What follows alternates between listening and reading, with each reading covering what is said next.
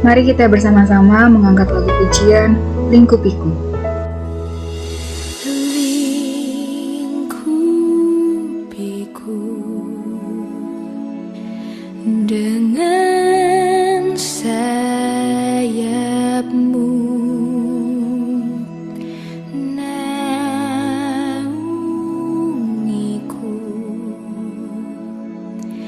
dengan kuasamu. Di saat badai bergelora,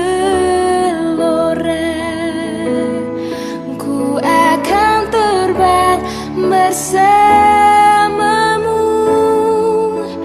Bapa kau raja atas semesta, ku tenang sebab kau Allahku.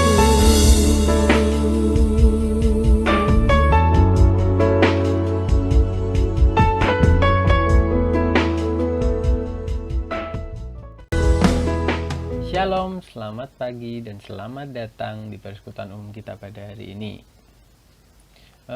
Thanks buat teman-teman yang udah mau nyediain waktu untuk kita bisa ibadah persekutuan pada hari ini, teman-teman.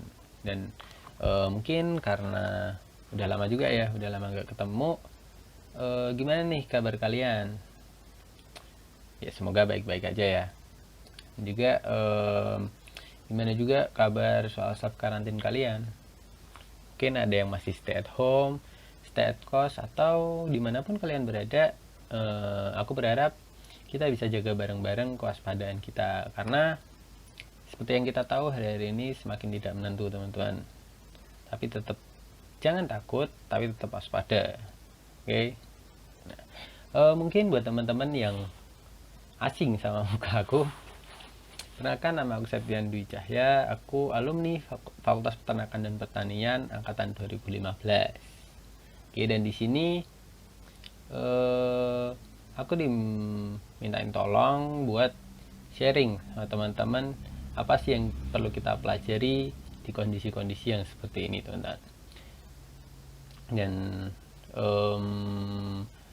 sebelum aku mulai sharingku pada hari ini, aku minta buat teman-teman yang sekarang masih dalam posisi tiduran atau yang streaming di luar ruangan, aku kasih beberapa waktu ke depan buat teman-teman atur posisi kalian dan pindah ke tempat yang nyaman buat kalian. Mungkin aku bakal hitung 1-10, oke? 1, 2, 3, 4, 5, 6, 7, 8, 9, 10. Oke? Aku harap teman-teman semua udah ada di tempat ternyaman kalian, dan yang jelas tempat yang kondusif ya, teman-teman. Karena aku pengen kita bisa belajar bareng-bareng tentang tema sharing kita pada hari ini, yaitu stay positif dengan lebih optimal. Oke. Untuk mulai ibadah kita pada hari ini, marilah kita bersatu dalam doa. Tuhan Allah Bapa yang berada dalam kerajaan surga, terima kasih Tuhan untuk hari dan kesempatan-Mu saat ini ya Tuhan. Kau beri kami kesempatan untuk bisa bersatu ya Tuhan, untuk memulai ibadah kita pada hari ini ya Tuhan. Biarlah kiranya ya Tuhan, sharing pada hari ini ya Tuhan, bukan anak-Mu yang memimpin, tapi Engkau ya Tuhan, yang menyatakan apa yang perlu kami pelajari ya Tuhan dalam sharing pada hari ini ya Tuhan. Terima kasih Tuhan.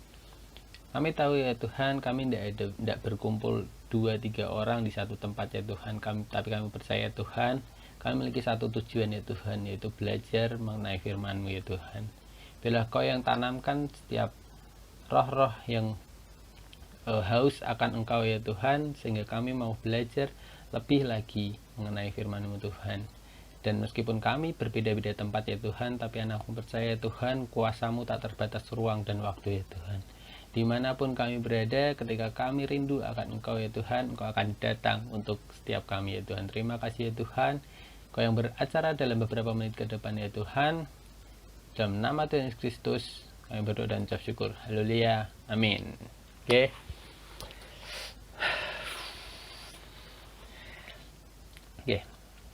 Mungkin langsung aja aku masuk ke dalam materi sharing kita pada hari ini, yaitu stay positif teman-teman. Mungkin sedikit intermezzo sedikit tentang beberapa waktu ketika aku mempersiapkan materi ini.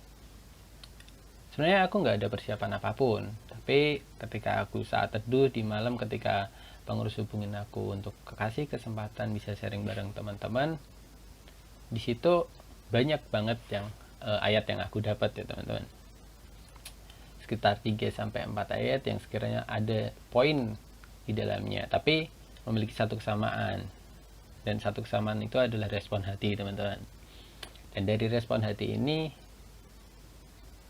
aku coba aplikasiin ke dalam kondisi kita saat ini, dan alhasil terbentuklah stay positif gitu teman-teman. Oke, mungkin untuk kita belajar bareng-bareng bisa kita buka aja di 1 Samuel 30 ayat 1-6. Oke. Wait. 1 Samuel 30 ayat 1-6. Udah ketemu teman-teman? Oke, boleh aku yang bacain ya. Siklak terbakar, pembalasan Daud kepada orang Amalek.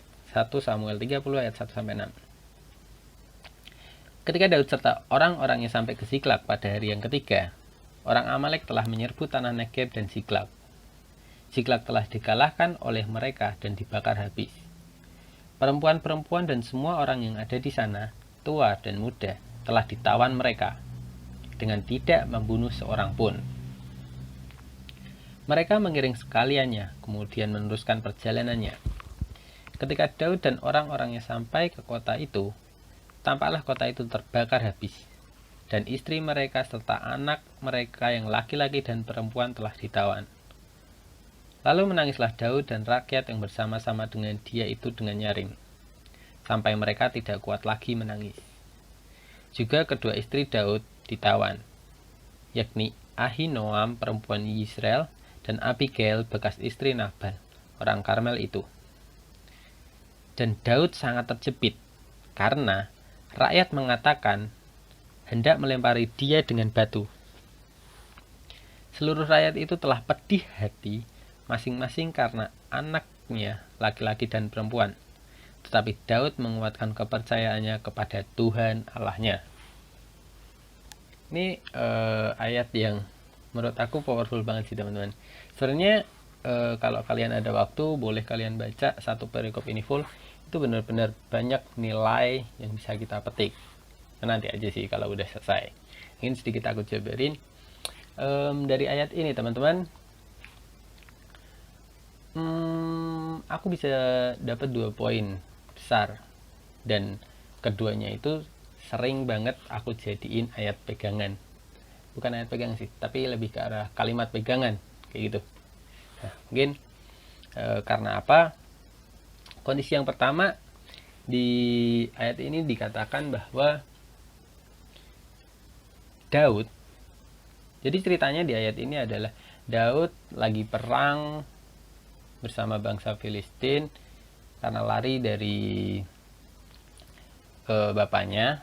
Nah, kemudian ketika Daud pulang ke dalam desanya, desa di mana dia berasal, itu ternyata di Siklek itu semua rakyat Daud yang sebelumnya bersama-sama dengan dia itu udah ditawan sama orang kayak gitu. Dan yang jadi powerful menurutku adalah selama ini kita kenal Daud adalah sosok yang penuh kemenangan, Daud yang diberkati Tuhan. Dimana-mana Daud perang, dia nggak pernah kalah, men. Kalau bahasa sekarang sih win streak, tapi terus karena disertai Tuhan. Tapi di sini kita bisa belajar, ini adalah momen-momen di mana Daud harus menerima badai dalam hidupnya teman-teman. Dijelaskan di ayat 4 sampai mereka tidak kuat lagi menangis. Itu yang pertama, mereka nangis sampai tidak kuat nangis. Yang kedua ada di ayat 6, yaitu rakyat mengatakan hendak melempari dia dengan batu. seluruh rakyat itu telah pedih hati masing-masing karena anaknya laki-laki dan perempuan. Bayangin, Daud yang biasanya penuh kemenangan, selalu diberkati dan disertai Tuhan, tapi di hari itu dia nangis jadi-jadinya dan bahkan hampir dirajam batu oleh pasukannya sendiri, teman-teman. Nah, karena kisah tersebut, aku mulai belajar tentang kalimat yang sering aku pegang, yaitu kita tidak bisa menentukan musim apa yang datang sama kita. Mau panas, dingin, semi, gugur, atau badai sekalipun. Bahkan bad day yang kadang sering mengganggu di hari-hari kita, itu tidak bisa kita tentukan kapan mereka datang. Tapi kita bisa menentukan respon hati kita untuk menghadapi musim tersebut, teman-teman. Oke, ngerti nggak maksudnya? Kalau coba direlatin sama keadaan hari-hari ini, banyak banget di Instagram, media sosial lainnya, aku baca banyak banget teman-teman aku yang mulai beralih dari yang biasanya mereka posting-posting hal yang memberkati gitu kan, tapi ada juga yang menyalahkan keadaan, teman-teman. Hari-hari ini dunia mulai berbelok, tapi aku nggak pengen teman-teman yang ada, yang nonton video ini saat ini sama dan serupa dengan dunia ini, teman-teman. Oke, nah dari kalimat yang tadi aku bilang, teman-teman, aku pengen katakan teman-teman, di sini meskipun kondisi Daud yang menghadapi badainya tersebut, yang jadi powerful adalah di ayat 6b, tetapi Daud menguatkan kepercayaannya kepada Tuhan Allahnya, teman-teman. Keren gak sih si Daud ini? Menurut kalian, coba deh aku tanya,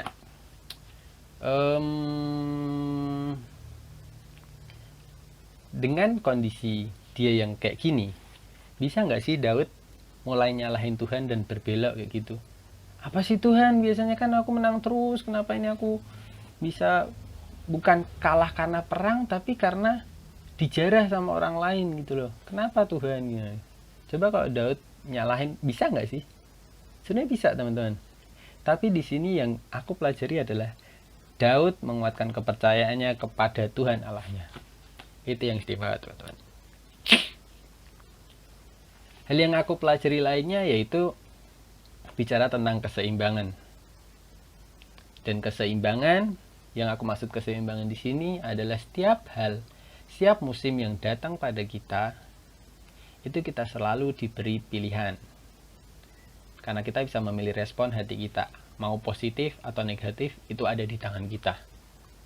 Yap, ngerti sampai sini? Musim nggak bisa kita prediksi apapun yang datang. Mau musim kemenangan atau musim badai yang datang, kita nggak bisa tentuin. Tapi kita bisa menentukan respon hati kita, teman-teman. Nah, sama halnya dengan hari-hari saat ini. Mungkin teman-teman ada yang terjebak di tembalang, atau ada yang terjebak di rumah tapi nggak bisa pergi kemana-mana. Tetap belajarlah untuk memiliki respon positif, teman-teman. Buat kalian yang ada di tembalang, mungkin kadang kalian ngerasa berat, tapi percayalah, sampai saat ini tembalang masih masuk ke dalam zona hijau, teman-teman. Bahkan di sini di tempatku, aku yang ada di rumah, rumahku Ungaran Timur, Ungaran Barat, dua-duanya adalah zona merah, teman-teman. Sama halnya dengan kalian. Tapi aku coba belajar dari kondisi kayak gini, kita coba mengkarantina diri kita. Dan hal positif yang aku dapatkan adalah aku bisa menikmati momen-momen bersama keluargaku di rumah, teman-teman. Yaitu, jadi setiap hal yang datang sama kita itu selalu ada pilihan. Kita mau ngasih respon positif atau respon negatif. Aku pengen ngajak teman-teman buat latih diri kita untuk terus memiliki respon positif, teman-teman. Karena melalui respon positif ini, kita akan mengalami hidup yang berkemenangan. Di sini di ayat ini juga dijelasin, teman-teman. Nanti aku coba bahas lagi di bagian akhir tentang hidup yang berkemenangan ini. Oke? Selain dari poin yang pertama ini teman-teman, yang kita tidak bisa nentuin musim kita yang datang sama kita, tapi kita bisa menentukan respon hati kita. Poin yang kedua yang aku dapat adalah selama hidup bersosialisasi, mungkin aku banyak share sama teman-teman yang dekat sama aku, yaitu percaya sama Tuhan, percaya sama pemimpin, dan percaya sama tim. Itu yang selalu aku share sama teman-teman yang mungkin beberapa teman-teman yang dekat sama aku ya. Yaitu. Nah, kenapa sih? Apa sih yang aku maksud di sini, teman-teman? Nah, contohnya, percaya sama Tuhan, teman-teman. Percaya sama Tuhan bicara tentang kondisi alam kan. Mau ada bencana atau wabah kayak gini, ini kehendaknya Tuhan. Tapi kayak salah satu contoh wabah ini, wabah corona, teman-teman. Wabah ini juga menjadi sedikit kontroversial ya, karena dari yang aku baca dan yang aku dapat, ada kaum-kaum yang bilang kalau corona ini adalah berasal dari Tuhan, sebagai wujud hukuman Tuhan buat kita manusia yang sering nyeleweng kayak gitu. Dan yang kedua ada yang bilang ini dari hewan yang membawa virus ini dan bla bla bla segala macamnya. Dan yang ketiga ada yang bilang ini virus ini berasal dari manusia, ternyata itu manusia yang jahat dan pengen mengkhianati karena punya urusan tersendiri, manusia-manusia elit yang pengen mengkhianati yang lainnya. Dan yang keempat ada yang bilang ini dari iblis, teman-teman, yaitu bentuk cobaan untuk kita manusia itu. Tapi aku mau bilang sama teman-teman, mau ini berasal dari Tuhan, hewan, manusia, atau iblis, aku pengen percaya kalian bahwa apapun yang terjadi, Tuhan sudah pegang kendali, teman-teman. Kenapa aku bisa berkata demikian? 2 minggu yang lalu ketika Paskah, tepat Paskah ya,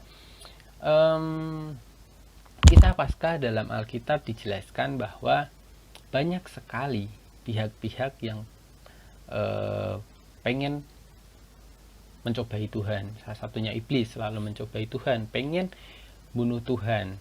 Terus ada yang bilang diceritakan juga manusia, bahkan muridnya, itu mengkhianati Tuhan Yesus, yaitu.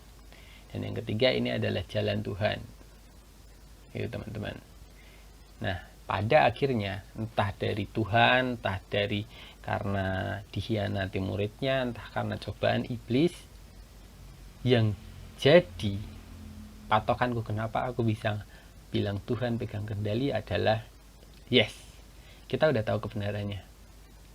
Mungkin Tuhan emang udah mati di kayu salib, entah itu karena rencana Allah, rencana manusia yang mengkhianatinya, atau rencana iblis, teman-teman.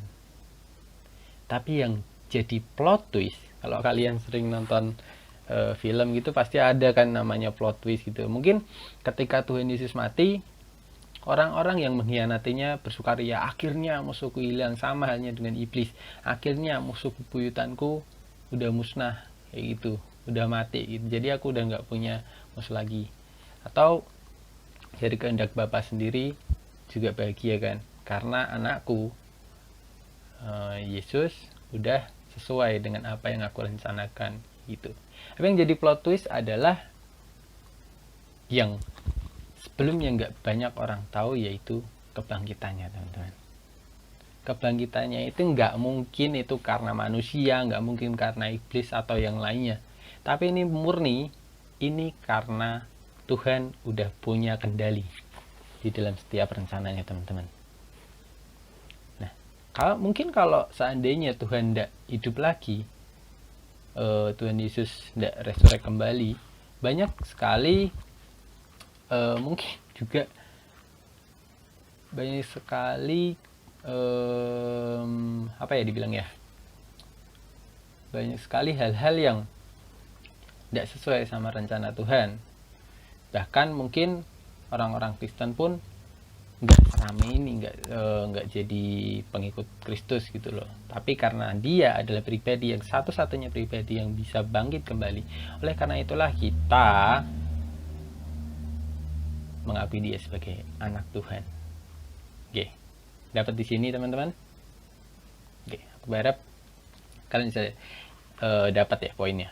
Nah, yang kedua, mungkin beberapa teman-teman juga menyadari ada gangguan alam lain.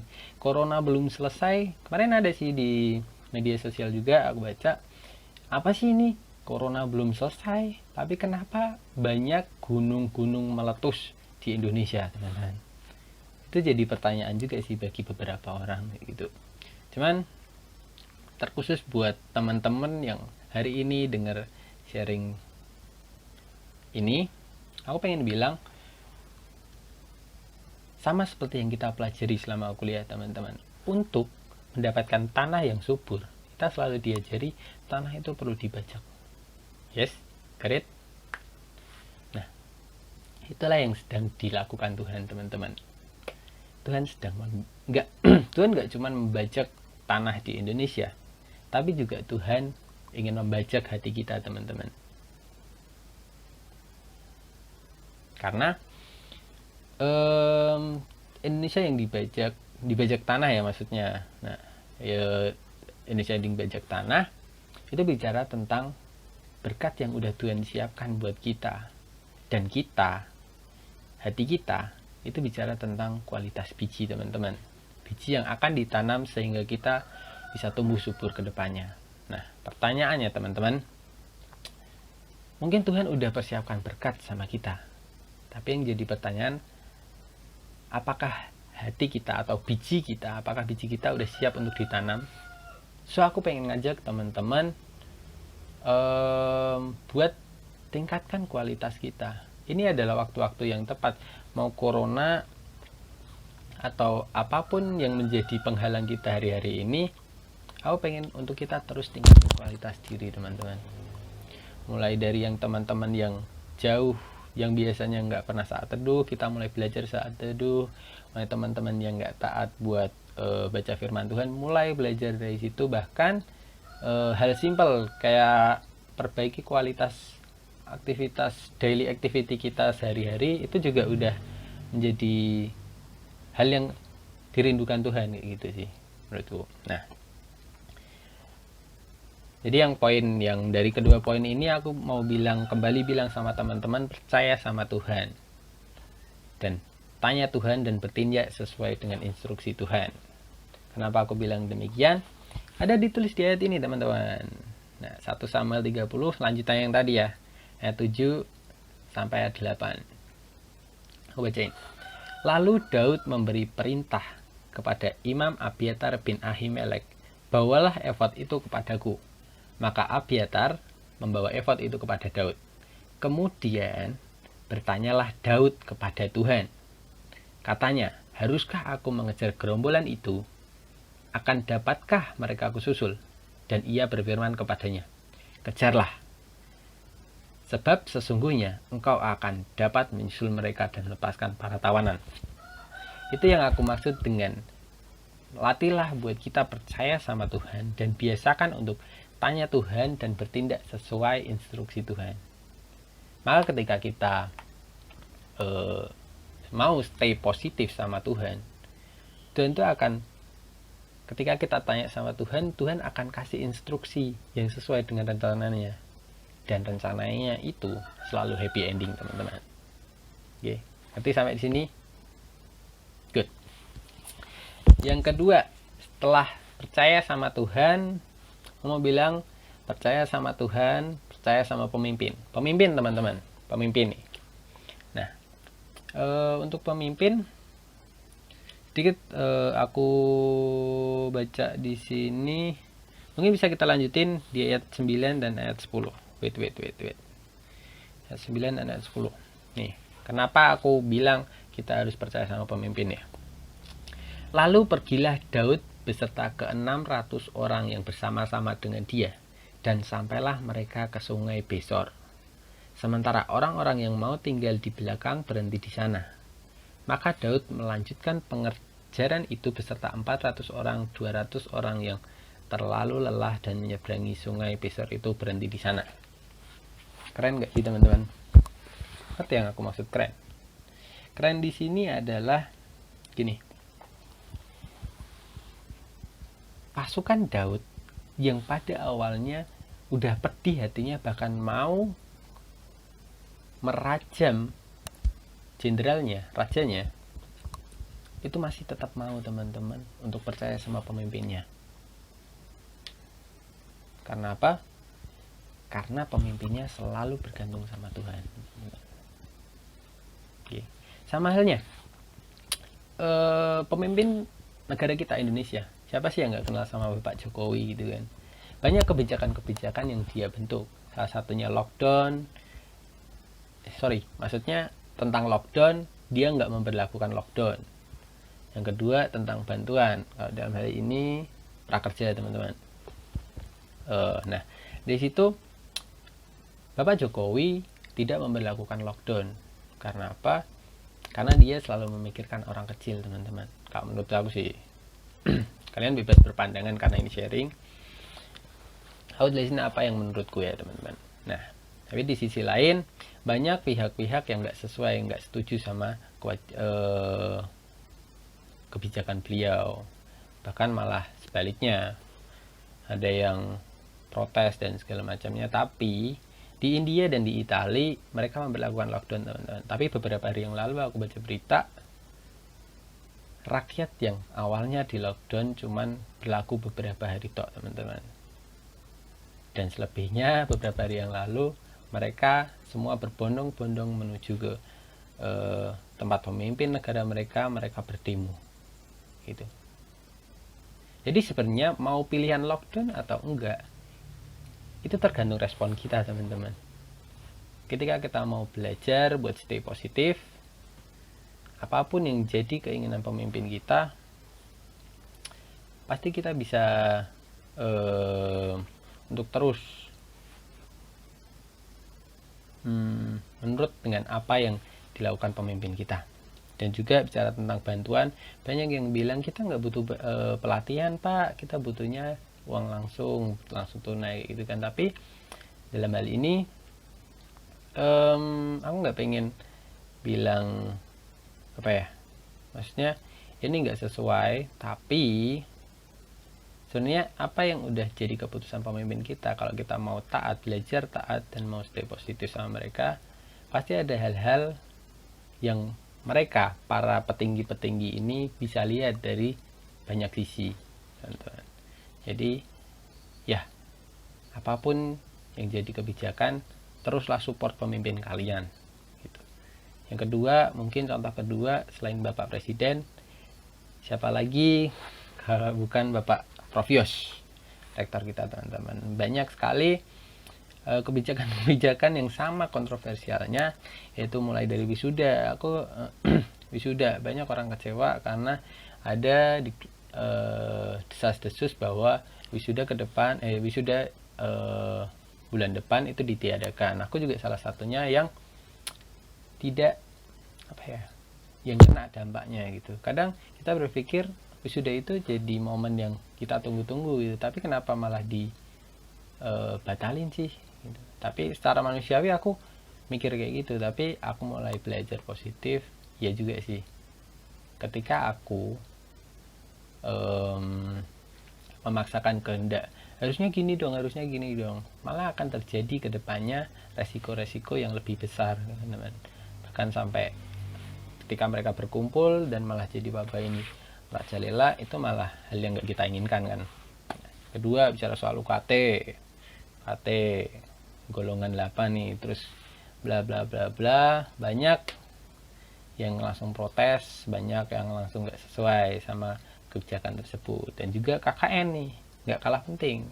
KKN, wah Undip mau bunuh mahasiswanya kali ya, kenapa udah tahu wabah malah dikirim ke sana, padahal kan ini jadi wabah yang pandemi gitu. Harusnya kita nggak memperlakukan hal tersebut kayak gitu.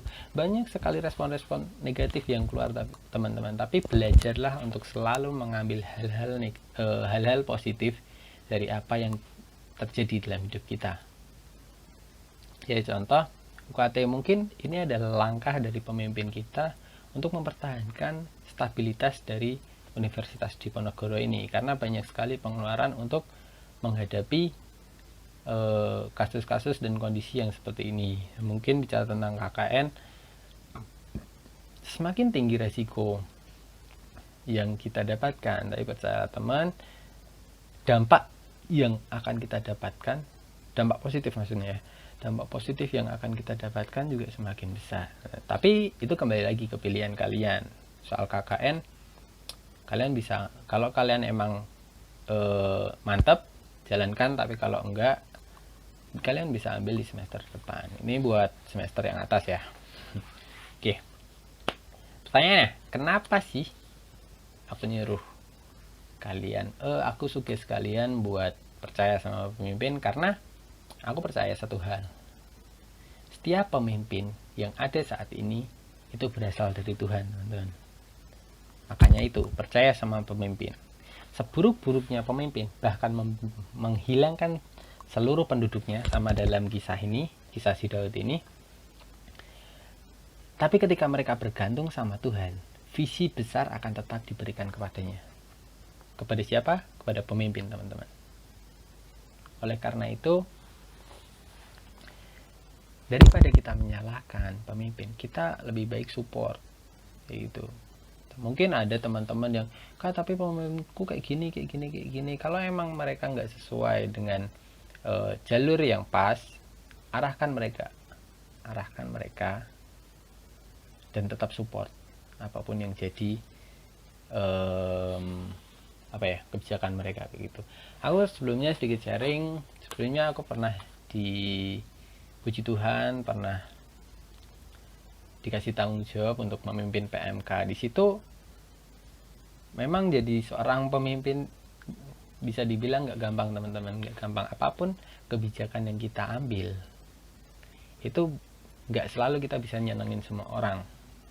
Tuh.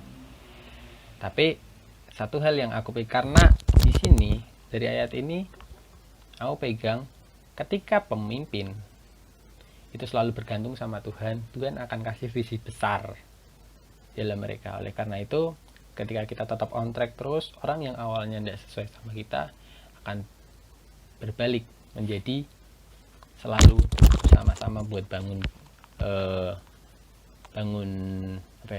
movement kita ke depannya gitu. Lalu teman-teman, percaya sama Tuhan udah aku jelasin, percaya sama pemimpin aku jelasin. Sekarang saatnya aku jelasin tentang percaya sama tim, teman-teman. Mungkin beberapa teman-teman sedikit bingung sih, siapa tim di sini? Sedangkan kita aja kena karantina, kita masing-masing berjalan sendiri-sendiri gitu loh. Tapi ini sedikit aku jelasin siapakah tim. Tim itu adalah kita, teman-teman, anak-anak Tuhan, teman-teman. Kenapa aku bilang demikian? Ya, mulai dari anak-anak Tuhan. Nah, kita bisa bentuk pergerakan, teman-teman. Mau dari PMK atau sama fakultas, di antara kelas, fakultas, universitas, atau satu Indonesia, kita bisa bareng-bareng buat pergerakan, teman-teman. Karena tim ini bicara tentang kekompakan. Gimana sih caranya buat kita bisa kompak? Ada dua jalannya, teman-teman. Yang pertama saling support, yang kedua saling sharing, teman-teman. Maksud aku di sini yang bisa kita pelajari dari apa yang biasanya kita lakukan, yaitu mungkin buat teman-teman yang biasanya cuman scroll Instagram dan segala macamnya, lihat kalau nggak menarik, alah skip gitu. Tapi aku pengen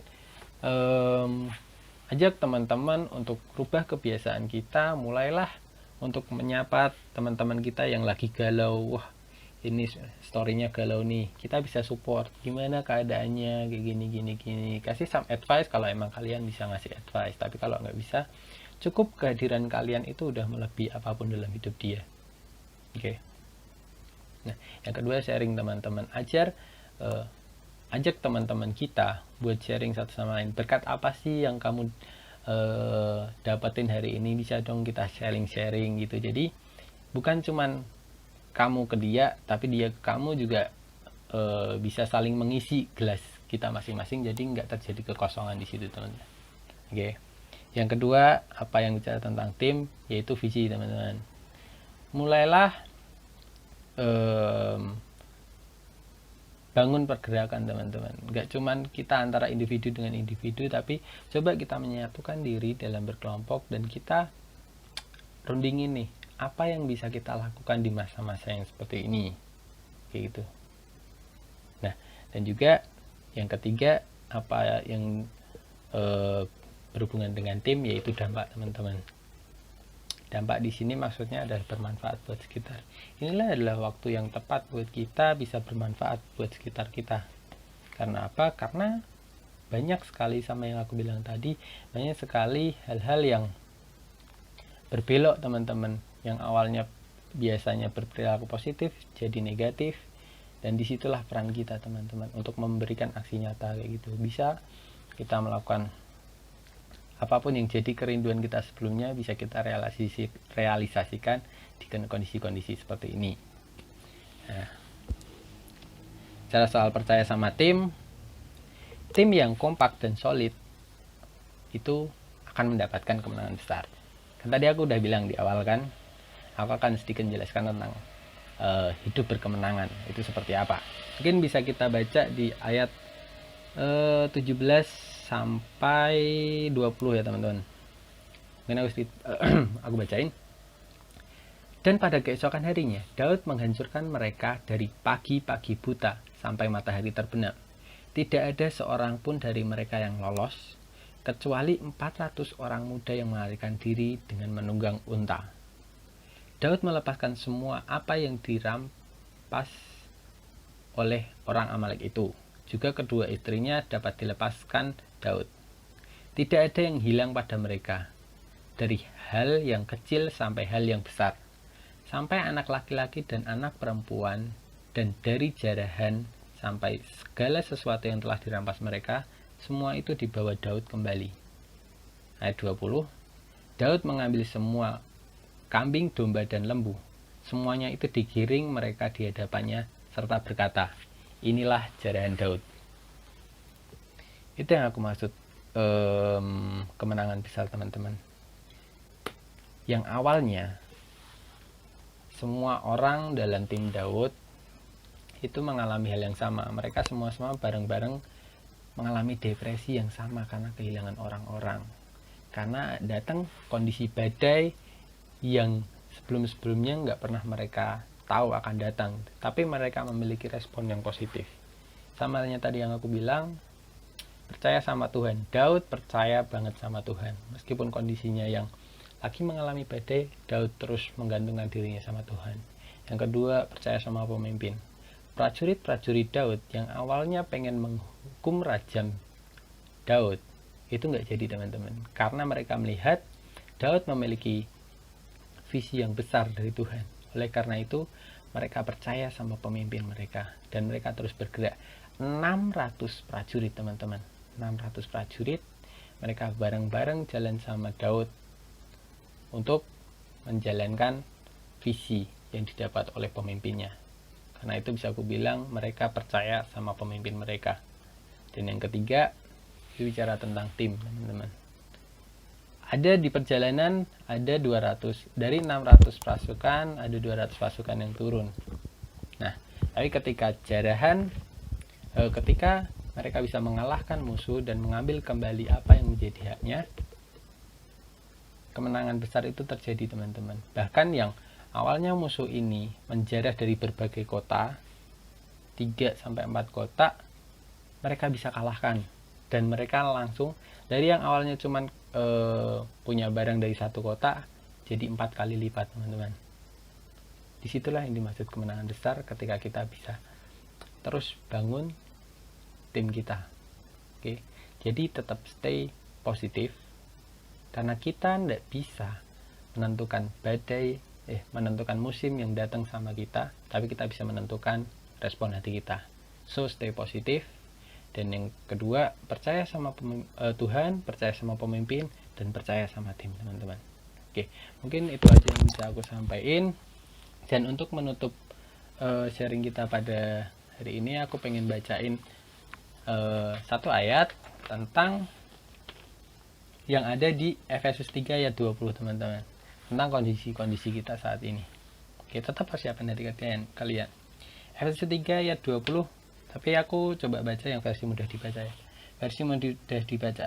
Dengan kuasanya yang bekerja di dalam kita, ia dapat melakukan lebih banyak daripada yang kita minta atau yang kita pikirkan. Teman-teman, ayat ini dahsyat banget ya teman-teman.